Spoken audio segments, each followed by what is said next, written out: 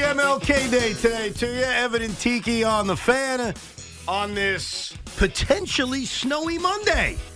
You know, last week I meant it from the heart. When I go into football weekends, I want to root for somebody, not just who I bet on. I want to root for somebody. And I endorsed the Dallas Cowboys. I was rooting for them.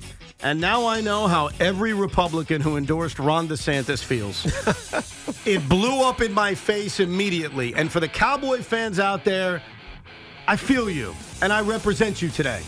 Tiki and Sean and Loogie, on the other hand, they're going to spike the football all over your face for the embarrassment that occurred yesterday at Jerry's World. Yeah! Here we go! And this is just me as a Cowboy fan, as someone that rooted for them for 2 whole full days. You know who I blame for this mess? Who do you blame? I can't believe I'm saying this. Who? But I'm being honest. You're blaming the coach? I blame the coach. Oh, come on. And I've always been a Mike McCarthy guy, but you talk about a team that was unprepared to play football. I thought I was watching Robert Saleh. I thought I was watching that crap. Like, Green Bay, right from the top, and give LaFleur credit, said, you know what I'm going to do? I'm going to take the football first. I'm going to shove it down these frauds' throats, and then the Cowboys can't play from behind, and we'll take their soul immediately. And that's exactly what they did. But Dan Quinn was clueless. Mike McCarthy was clueless. This was as poorly a coached game, as unprepared as a team could ever be. At least the Dolphins have the excuse of it being cold outside. What the hell is the Cowboys' excuse for that disgrace that we all witnessed yesterday afternoon? Well, there isn't an excuse. It is because the Packers are young. We talk about the receiving core. All of those receivers, including the tight end, Kraft, are first or second year players. So it's not like they've been on this stage before and have dominated and excelled the way that they excelled. Jordan Love, this is his first game in the postseason. I know. And hell, he stunk earlier on in this season. So there isn't the experience got you. So the excuse isn't there. And it's funny because when I was talking about this with my brother right after the game, he's like, I told you this is going to happen. I thought the Cowboys were going to run away with this game. Yeah. He's like, I told you about this Cowboys team. It's the same thing that happened when Mark Vrabel got fired. It's the same thing when Bill Belichick get fired. Why do you fire a guy at the end when it ends like this? Because they don't have the answers. And so when you ask that question, Evan, the first thing that comes to mind is Mike McCarthy doesn't know why his team got destroyed and they went punt, interception on their first 4 possessions. Both of those interceptions, by the way, for return for touchdown, or at least in touchdown range. They both led to touchdowns, obviously. And so he doesn't have the answers. Now, it's easy to go pick on Dak, and I will later. Don't worry. It's not negative, but not as negative as some people will think. But I'll pick on Dak because we know who he is. But this is really about, I don't know, a mentality that's gonna come easy, and you just got to get there, and it's gonna happen. And the Cowboys do this every single year. They have these unbelievable regular seasons, and they think that they can just do what they did. You heard Chris Collinsworth saying it. Oh, the Cowboys aren't going to change. This is how they won 12 games. Yeah, but if you do the same thing in the postseason and it's 1-game elimination, trust me, the good defense is going to figure out how to stop you, and they did. The only thing I think all of us figured would come is that the Cowboys would get knocked out in some kind of spectacular fashion. And earlier in the season, my prediction was Brandon Aubrey would miss his first kick come postseason time, and that's how they'll get knocked out. Now, Brandon Aubrey got his misses out of the way the final week of the year. He did miss a kick yesterday, too, the extra point after they committed the penalty on the 2-point conversion. But none of us thought the spectacular conclusion of their season would occur like this. An absolute non-contest. How about them Cowboys? Yeah! An absolute ass-beating by a team that's only in the playoffs because a few years ago, they decided to add a 7th team. I mean, this is the... And by the way, don't knock that. I heard people knocking that Knocking today. what? The 7th playoff team. Look, we know why there's 7 playoff teams now. We know why. Money. Okay. Money. I'm not knocking money. I'm not knocking that It is what it is. The rules are different. Back in the 60s, they played 14 games, right? I don't want to hear that the things have changed because they changed. All I'm saying is they got knocked out by a team that 3 years ago wouldn't be in the postseason. Doesn't make them not worthy of being here. Look, the Diamondbacks got to a World Series. A few years earlier, they wouldn't have made the playoffs. The Giants were 9-7. I get it. When they won one of their World Championships. I'm just saying that this spectacular, blown-up fashion, nobody saw coming. Like, no one could have imagined this. And I've been a Mike McCarthy supporter for a while. I wanted the Jets to hire him a few years ago. And every argument I've ever had with you or Sean or any Giant fan has always been, look what he's done in the regular season. 12-5, 12-5, 12-5. Do the math. That's 36-15 over 3 years. He's a damn good head coach. But at some point, it's like that old saying, I can always find you someone who's tired of sleeping with that person. You know that saying? It's like a famous saying. You can win all these games. And as a Jet fan, would I take 12-5, 12-5, 12-5? I certainly would. But there comes a point where that 12-5 isn't enough.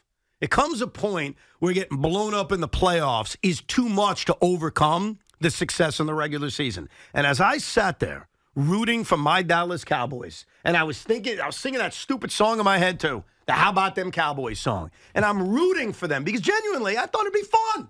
I thought it'd be fun to see them finally go on a Super Bowl run. Their poor fans deserve this. They deserve to go on some kind of run for the first time in like 30 years. As I'm watching this, and I'm being a football fan, I'm being like a Jet fan, and I'm examining what the hell went wrong. I looked into Mike McCarthy's eyes, and I see a damn good coach who had, as you said, no answers in the playoffs. And if Bill Belichick is willing to walk through that door, hey, Mike McCarthy, get the hell out of here.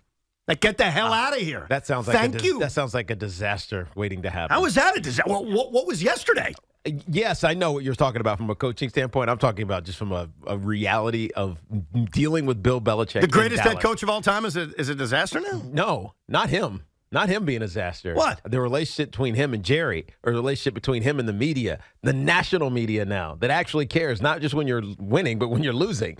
Right? Think in New England. You stopped caring about the Patriots for a couple of years. It didn't matter. It really didn't matter. If he's in Dallas and they're losing, trust me, Bill Belichick is going to get inundated with questions that he doesn't want an answer.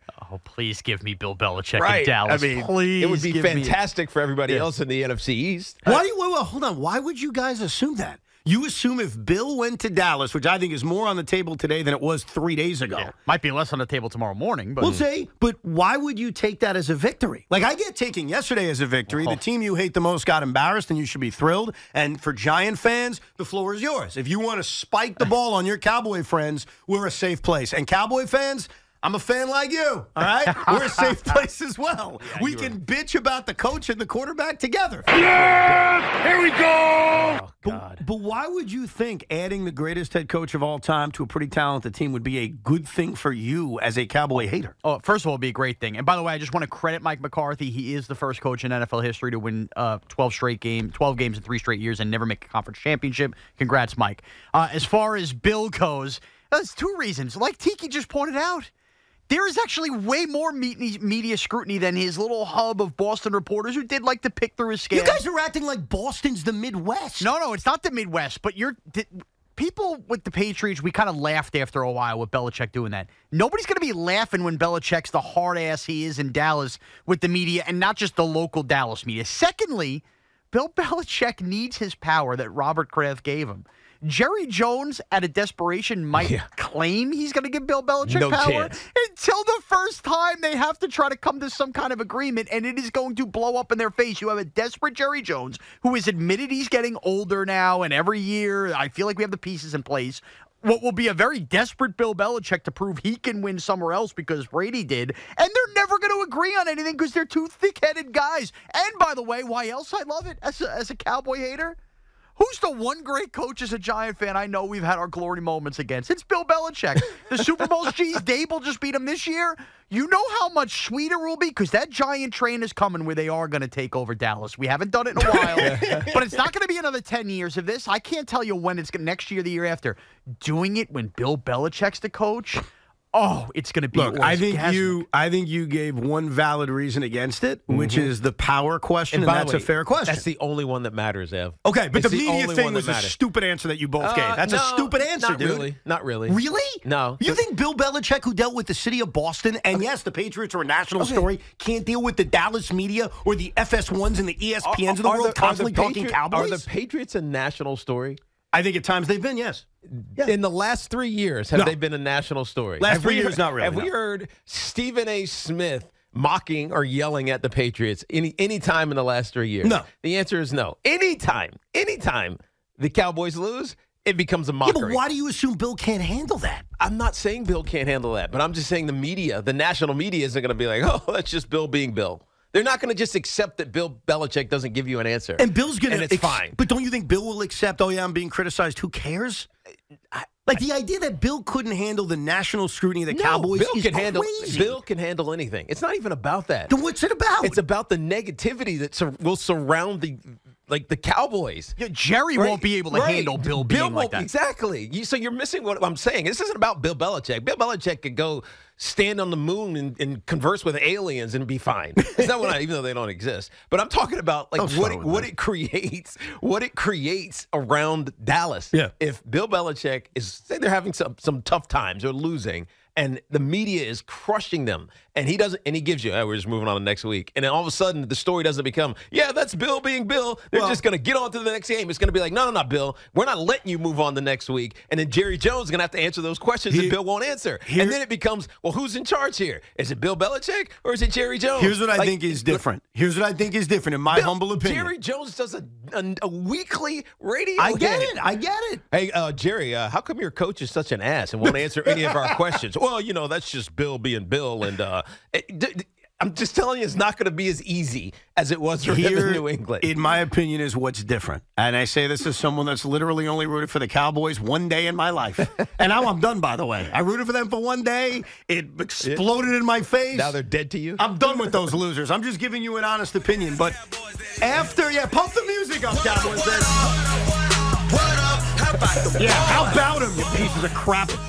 Yeah. How about him? When this game ended, I was still emotionally invested, so I wanted to see what everybody had to say. And I don't mean the media, I mean them. Mm-hmm. I wanted to hear what Jerry had to say. I wanted to hear what Dak had to say. I wanted to hear everything.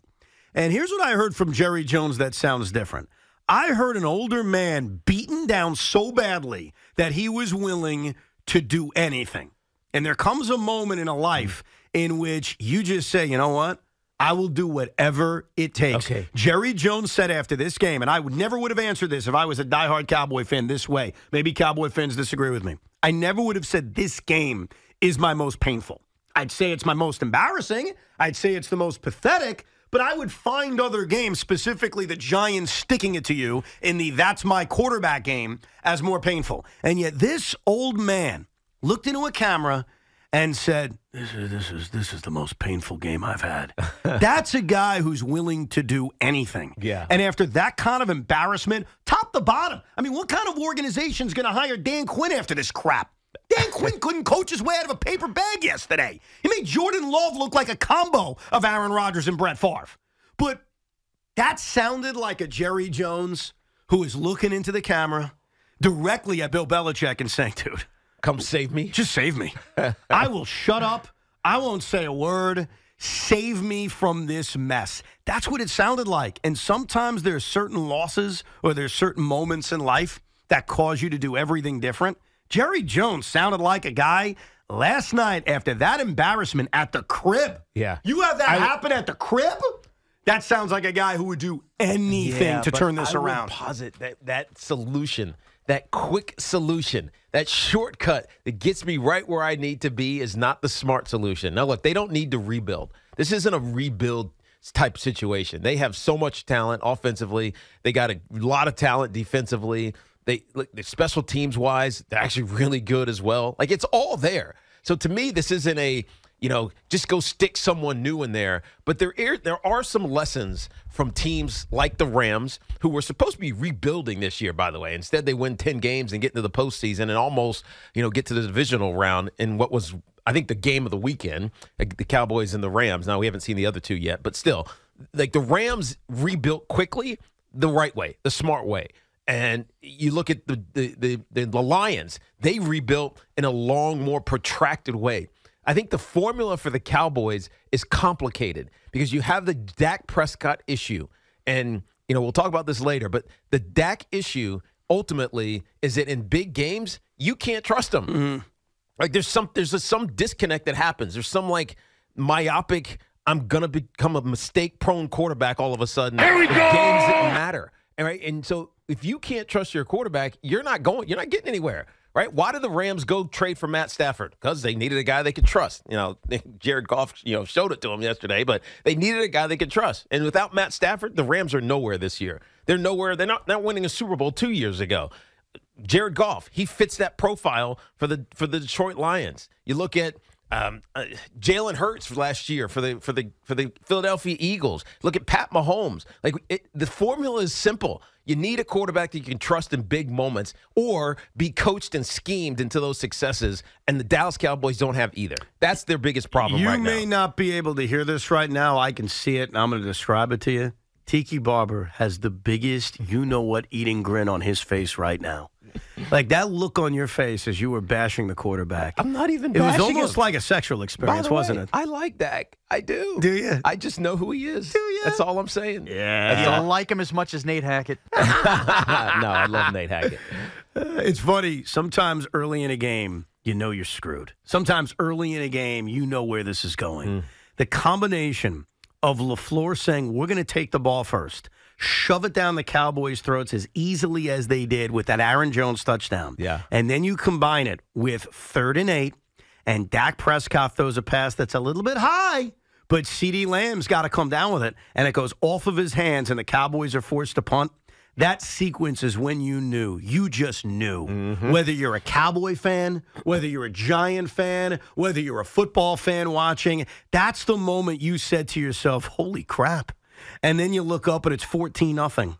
And then it's 20-0. And then it's 27-0. And you're like, what the hell just happened? I mean, the Packers, so that punt, they traded punts after the touchdown, right? From that point on, the Packers went touchdown, touchdown, oh my touchdown, God, they assaulted them. Touchdown. They assaulted them. Touchdown. They destroyed it was unbelievable. Them. They took their soul and they spat it out. And I'll tell you this, if you came down from an alien spaceship and you hadn't watched any football and you turned on Cowboys Packers, here's what you'd say. Let's say you went like 5 years without watching football. You came down from a spaceship and you watched this game. Here's what you'd say. You'd say, this Jordan Love is a combo of Brett Favre and Aaron Rodgers. Like Jordan Love, off his back foot, sidearm, on the run, his eyes closed. Like, what the hell was that? Jordan Love looked like the greatest quarterback in the history of football. I love the NFL playoffs, and I hate it all at the same time. One of the things I love about sports is sometimes no one sees it coming. You just don't see it coming. And look, the Miami Dolphins being frauds, we all saw that coming. Right. I certainly saw that coming. They didn't beat anybody with a winning record all season long. That's right. Until the end. Who'd they beat? The Cowboys. That's right. But you at least saw that coming. I forgot. Like Joe Flacco turning back into the Toad, you could kind of see it coming. Maybe you didn't pick it, but you could see it coming. The Dallas Cowboys getting annihilated in their own building by the 9-8 Green Bay Packers. There ain't a damn person walking God's green earth that can call up this radio station today or say to their friends, oh, yeah, I saw it coming. Yeah. We all saw the Cowboys eventually getting picked off coming. But like this team? How about that, Cowboys? You told me this was going to happen this way. But when it came down to it and it started to transpire, I looked at it's like I was watching this by myself, but I remember saying to myself, man, self. Dak Prescott is exactly who I thought he was. You know what this means? When we come back, there's two things we're going to do besides take your phone calls. Cowboy fans very upset. Giant fans wanting to dunk on them. 877-337-6666. But two very important things. Number one, Tiki Barber wants to dunk all over Dak Prescott's face.